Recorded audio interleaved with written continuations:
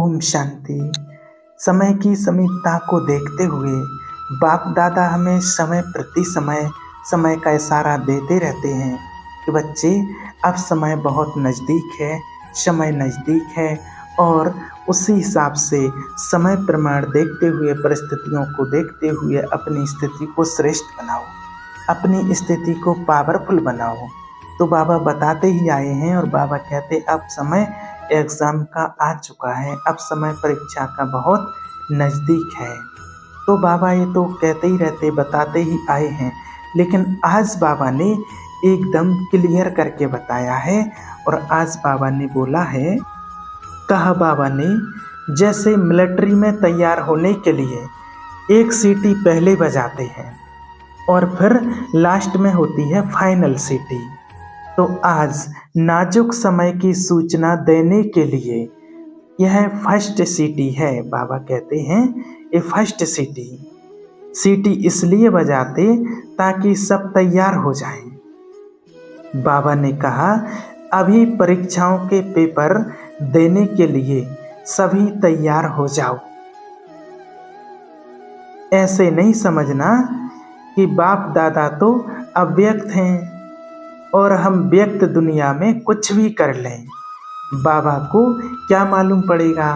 ये भी कई लोगों के मन में संकल्प चलते हैं कि बाबा थोड़ी देख रहे हैं, बाबा को क्या मालूम चलेगा, हम तो यहाँ कुछ भी करते रहें। तो बाबा कहते ऐसा नहीं है। हर एक बच्चे के एक एक सेकंड के संकल्प का चित्र अव्यक्त वतन में स्पष्ट बाप दादा को दिखाई देता है। इसलिए कभी भी ऐसे बेपरवाह नहीं बनना है।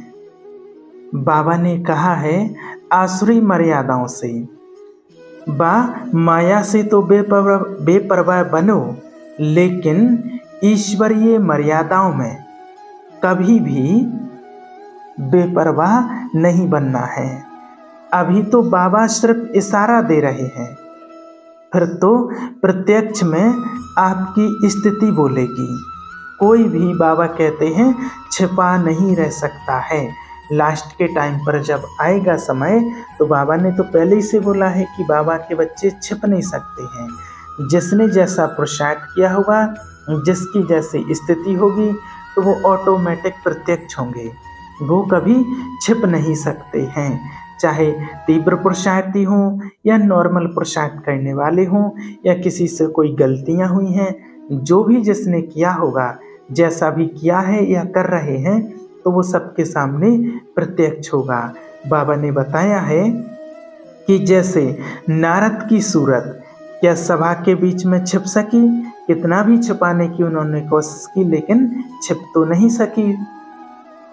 अभी तो बाप सबको गुप्त रखते हैं, अभी बाबा गुप्त रखते हैं। अभी तो सभी गुप्त हैं, क्योंकि बाबा कहते हैं कि बच्चों की बात कोई सभा में ना आए, सामने बाबा नहीं बोलते हैं। लेकिन बाबा कहते थोड़े समय के बाद फिर कोई गुप्त नहीं रहेगा। हर एक की सूरत उसकी सीरत को प्रत्यक्ष कर देगी।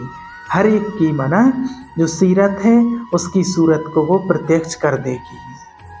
इसलिए बाबा कहते हैं कि इस नाजुक समय का सामना करने के लिए अब नाजुकपना छोड़ दो। और लास्ट में बाबा ने पुरुषार्थ का बहुत ही एक सहज रास्ता सुनाया है। बाबा ने कहा अगर तुम सहदेव आत्मा को हर्षित रखेंगे तो बाप गारंटी करते हैं कि माया की कोई भी आकर्षण आपको आकर्षित नहीं कर सकेगी। बाबा कहते हैं कि तुम्हें तो सिर्फ हर्षित रहना है, खुश रहो, मुस्कुराते रहो, हर्षित रहो। बाकी का काम बाप का है। बाबा को क्या करना है बाबा कराएगा। इसलिए बाबा ने आने वाले समय को देखते हुए और हमें अपनी स्थिति श्रेष्ठ बनाने के लिए फिर इशारा दिया है, क्योंकि बाबा ने स्पष्ट कहा है कि जो भी कुछ जो करेंगे वो छिपा नहीं रह सकेगा। नारद की तरह सबके सामने सभा में बात आएगी। इसलिए हमें अपनी स्थिति को अच्छा और श्रेष्ठ बनाना है। कि हमें बाद में पश्चाताप ना करना पड़े। ठीक है। ओम शांति।